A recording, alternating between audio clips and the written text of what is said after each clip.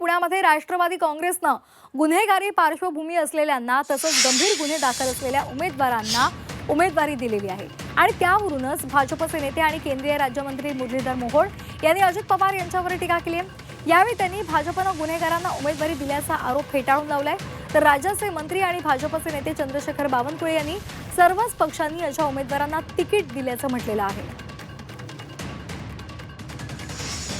माननीय पालकमंत्री बोलतात की या शहरातले गुन्हेगारी संपली पाहिजे, कोयता गँग संपली पाहिजे आणि दुसऱ्या बाजूला पुण्याच्या पूर्वेपासून पश्चिमेपासून दक्षिणेपर्यंत त्यांची उमेदवाराची यादी पाहिल्यानंतर सरसकट आपल्याला दिसतं की हे कुठल्या तत्वात बसतं हे मला माहीत नाही।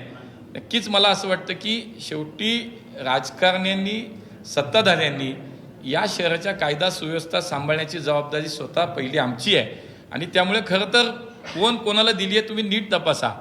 या चोरगेबाई कुठेही कशात त्यांचा स्वतःचा कधी संबंध नाही, पण तुम्ही बाकी एबी फॉर्म दिलेले उमेदवार बघा। म्हणून मला असं वाटतं की ही जबाबदारी सगळ्यांची आहे।